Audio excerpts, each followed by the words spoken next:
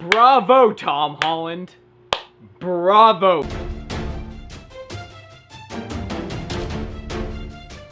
So Spider-Man Homecoming is the newest film within the Marvel Cinematic Universe about the character of Peter Parker, or Spider-Man, played by Tom Holland, and it takes place about 2 months after the events of Captain America Civil War. And if we're gonna be honest, Peter's life has slowed way down. He's going to high school. Many of the students in the high school belittle him and call him really nasty names, and nothing new or exciting has popped up until the Vulture, played by Michael Keaton, comes onto the scene, and now Spider-Man has to stop him. And while I can't say that Spider-Man Homecoming is a great movie, it's still a lot of fun. For one thing, Tom Holland, this kid is the best incarnation of Spider-Man and Peter Parker we have had to date. This kid is so energetic and so locked in that he has your attention right from the very opening scene. And frankly, the opening to this movie is one of the funniest beginnings of a movie I have ever seen. And as far as Spider-Man and Peter Parker is concerned, Tom Holland brought the right amount of humanity,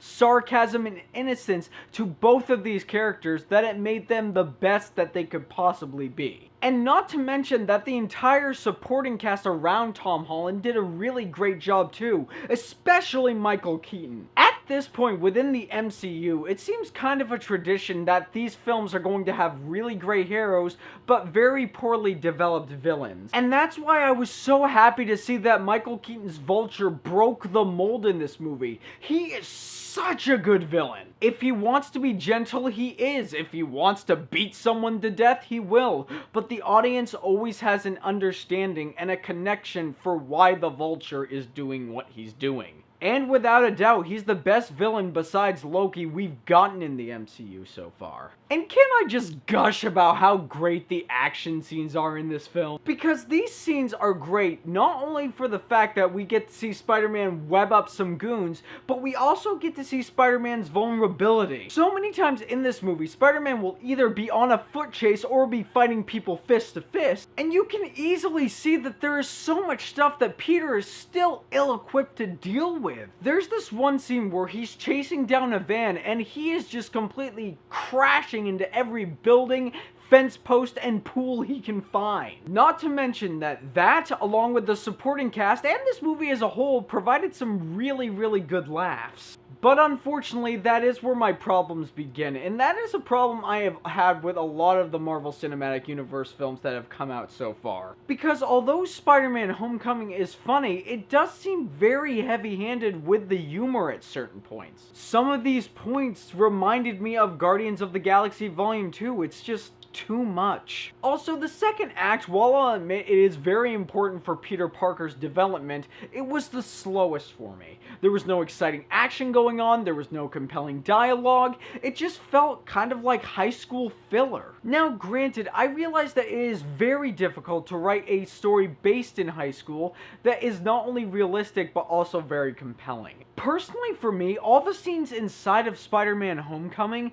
felt like a very glossy, Hollywoodized version of high school. One of my favorite movies of last year was The Edge of 17, and why I have such a respect for that movie is because it wasn't afraid to push the edge of the envelope to show that, yeah, kids curse on a regular basis, and it wasn't afraid to show the mature themes inside that story. If there's something that I really wish that Marvel would have improved on this story, it would be with those certain elements. But with those problems aside, Spider-Man Homecoming is a fun, energetic, great new addition to the Marvel Cinematic Universe. It's got a great hero, a great villain, and a pretty good overall story, and Spider-Man Homecoming is a good casual watch.